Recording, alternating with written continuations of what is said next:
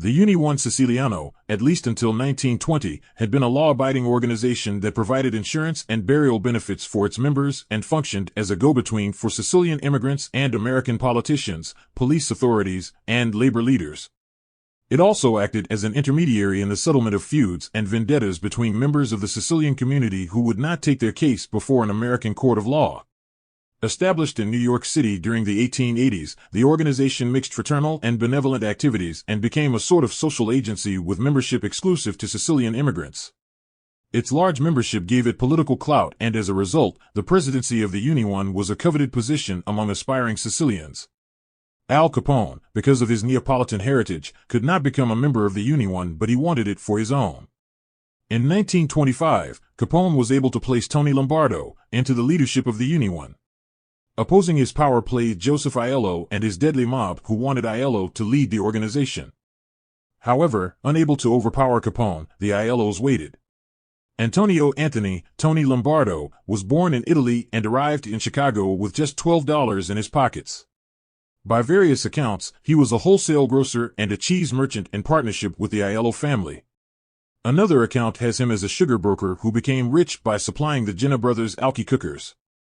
Lombardo changed the name of the Chicago chapter of the Unione to the Italo-American National Union and opened the society's membership to all Italians.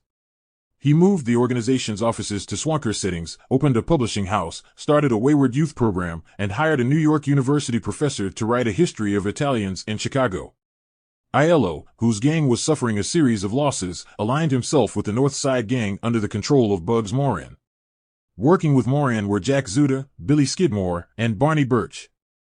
The three lost command of their gang at the Hotel Sherman peace treaty meeting and now paid a percentage of their take from prostitution and gambling to the Capone operation. They detested Capone.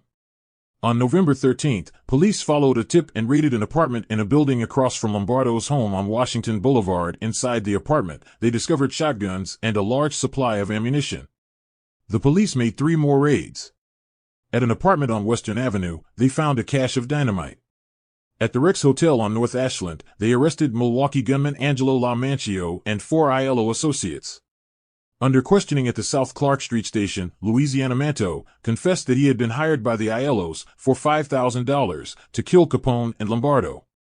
On another raid at the Atlantic Hotel, they found 2 rifles and ammunition in a room that overlooked a cigar store owned by Michael Hinky Dink Kinna of the Levee.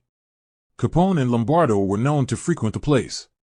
Aiello was taken in for questioning, as was Capone, who was quickly released.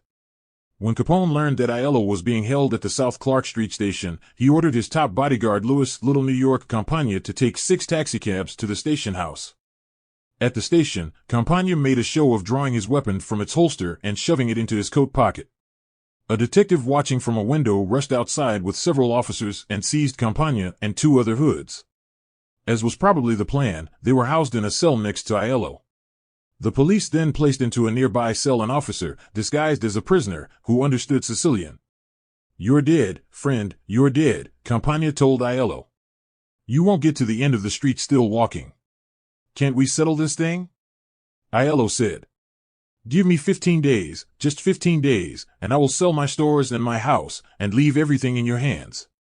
Think of my wife and my baby, and let me go." "You dirty rat," replied Campagna.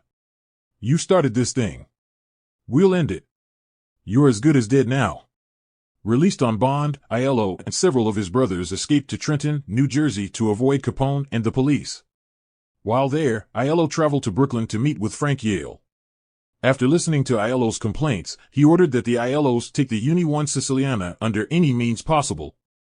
Yale claimed that Capone and Lombardo were stealing dues from the Chicago branch of the Union, and perhaps because of that, he started to hijack liquor shipments headed for Chicago. Capone wasn't clear who was hijacking his shipments and sent an old Brooklyn friend, James D'Amato, to find out. On July 7, 1927, D'Amato was murdered, but not before he was able to inform Capone that it was Yale who was hijacking Capone's shipments. With the threat from Yale to remove Lombardo, and compounded with the hijackings, Capone decided to eliminate Frankie Yale. On July 1, 1928, Capone, a young Tony Accardo and others, traveled to New York City, tracked Yale down as he drove his car and murdered him with a machine gun. Murdering Yale didn't end the bloodshed for control of the Unione Siciliana. On Friday, September 7, 1928, Lombardo walked from his offices out onto Dearborn Street in the heart of Chicago's famous Loop. He had 2 bodyguards with him. A man wearing a gray suit stepped up behind Lombardo and shot him his left ear, twice, killing him. The Aiellos are largely credited with the murder. Capone's next man on the throne was Pasqualino Lolordo. It was a short reign. On Tuesday, January 8, 1929, Lolordo entertained 3 men in his home with wine. After several minutes in the house, the men, probably members of the Aiello mob, shot Lolordo 11 times and then rushed from the house. Joey Aiello eventually did ascend to the presidency of the Unione Siciliana, and he too was eventually murdered. The 8th leader of the Union to die in office. The Great Depression and the end of Prohibition, the lessened clout of the Unione Siciliana and thus its importance for the underworld.